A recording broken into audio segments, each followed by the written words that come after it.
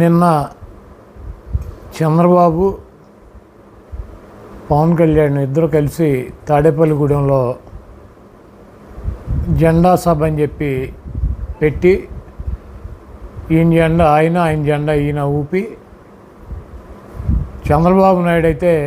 వయసు వచ్చింది కానీ సిగ్గు శరం లేకుండా ప్రజలకు ఏం చేస్తానో చెప్పకుండా ఈ రాష్ట్రంలో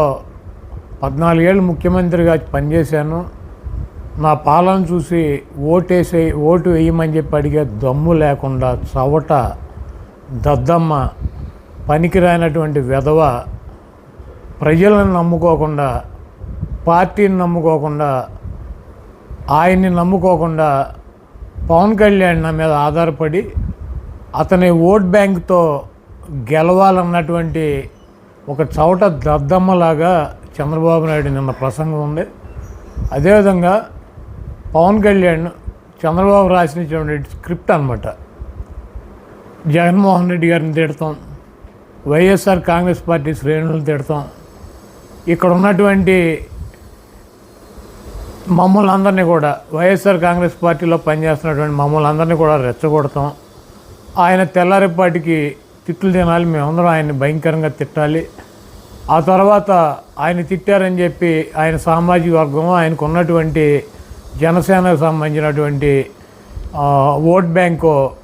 మా మీద ద్వేషంతో చంద్రబాబు నాయుడికి ట్రాన్స్ఫర్ అవ్వాలని చెప్పి ఒక కుటిలమైనటువంటి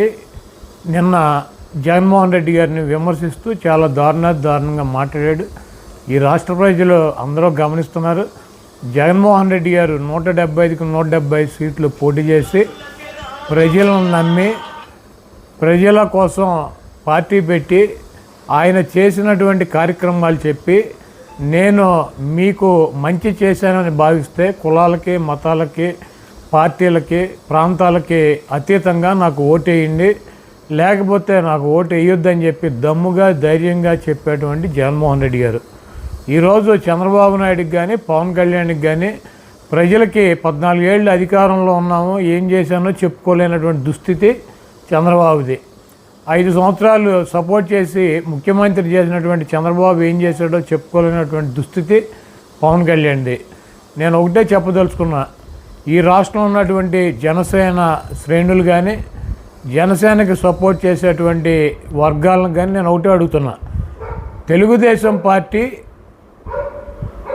చంద్రబాబు నాయుడికి సంబంధించినటువంటి సామాజిక వర్గం కులం 3% ఓటింగ్ ఉంది రాష్ట్రంలో. ఆయనకు 3% ఉన్నటువంటి కులానికి మొన్న ఫస్ట్ విడత 21 సీట్లు ప్రకటించాడు. ఇంకా రాజమండ్రి రూరల్ కావచ్చు, దెందులూరు కావచ్చు, మైలవరం కావచ్చు, లేకపోతే పెనలూరు కావచ్చు, లేకపోతే గుంటూరు జిల్లాలో గుంటూరు టౌన్ కావచ్చు, లేకపోతే ఎరపతినేని సీటు కావచ్చు,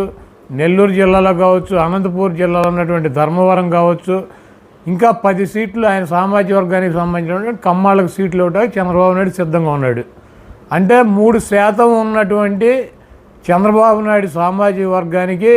కమ్మ వాళ్ళకి 30-31 సీట్లు చంద్రబాబు నాయుడు ఇస్తున్నాడు. వాళ్ళ పవన్ కళ్యాణ్కి సపోర్ట్ చేసేటువంటి కమ్యూనిటీ కానీ, పవన్ కళ్యాణ్ వెనకాల నడిచేటువంటి కమ్యూనిటీ కానీ ఈ రాష్ట్రంలో అగ్రకులాల్లో చాలా పెద్ద కులం, 20% పైన ఓటింగ్ ఉందని చెప్పి వాళ్ళే చెబుతున్నారు. 3% ఉన్నటువంటి తన కులానికి తన పార్టీలో 30 సీట్లు పైనిచ్చుకొని జనసేనకి, పవన్ కళ్యాణ్కి ఒక అత్యంత బలమైనటువంటి సామాజిక వర్గానికి ప్రాతినిధ్యం వహిస్తున్నటువంటి పార్టీకి 24 సీట్లు ఇచ్చాడంటే ఆ 24 సీట్లు తీసుకోవడానికి పవన్ కళ్యాణ్కి మనసు ఒప్పుకుందేమో కానీ ఈ రాష్ట్రంలో ఉన్నటువంటి జనసేనకు సంబంధించినటువంటి ఓట్ బ్యాంక్ కానీ ఆ సామాజిక వర్గం కానీ